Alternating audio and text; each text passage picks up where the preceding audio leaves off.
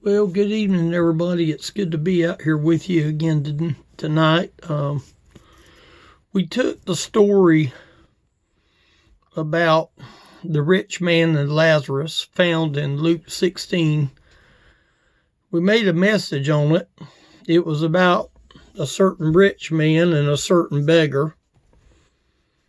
It listed the beggar's name. It didn't list the rich man's name. I had to question why that was. I just believe that God knows his people. He knows who his people is. He had a mission. His mission was to search out something to eat. He was desiring to be fed from the rich man's table.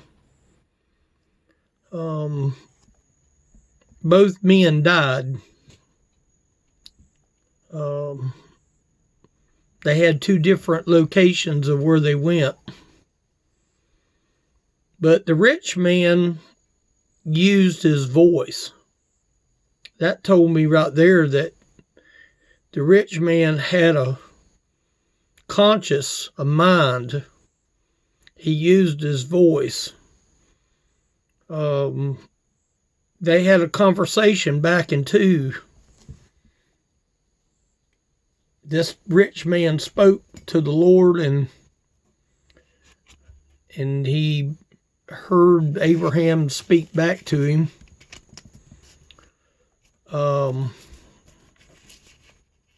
He shows concern for his family.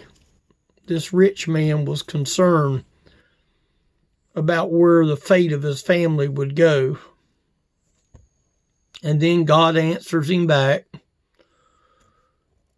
And now he's speaking from the heart. He's telling Abraham, Lord, send somebody from the grave and maybe they would believe. I believe that the rich man believed in Christ when he got to that torment place. He was in torments. But Lazarus never said a word. Lazarus was in comfort. He was comforted, the Bible says. The story ends where it basically says, if they won't hear the prophets, they won't hear someone coming from the dead.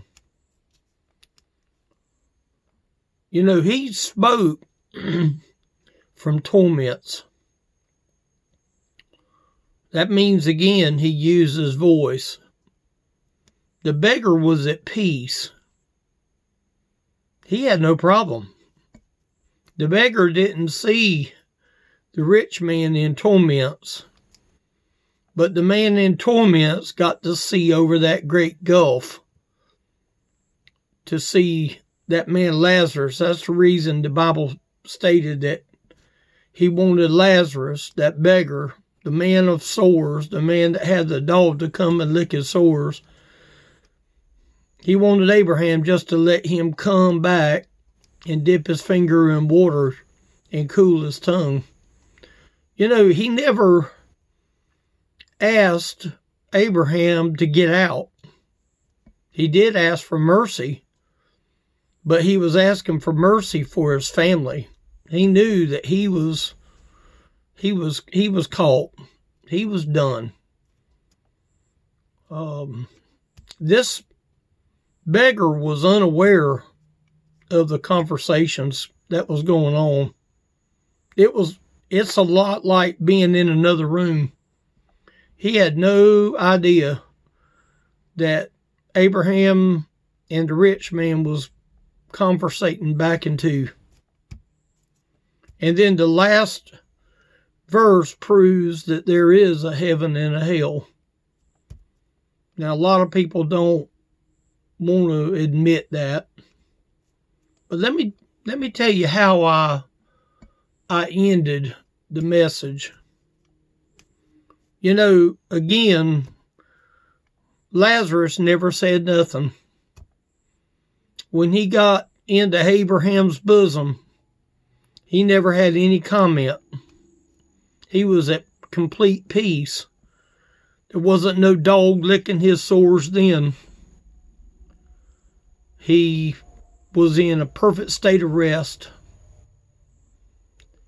But the rich man wasn't in a perfect state of rest by no means. He had his vision. He had his hearing.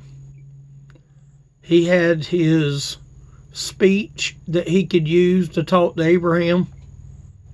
He had his mind that he could, form sentences and form words even in torment.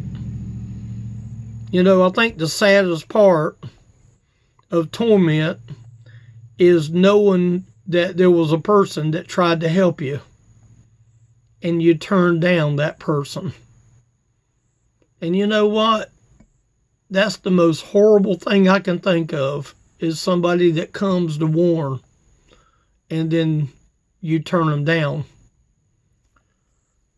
The question that I asked the people in closing was, will you remain speechless? When you stand before the Lord, are you going to be speechless? Because he's the one that's going to do the talking. He's the one that's going to go and say, enter on in, thou good and faithful servant. But I'm afraid that there's going to be a lot of people that's going to try to converse with God. They're going to try to get out of their fate.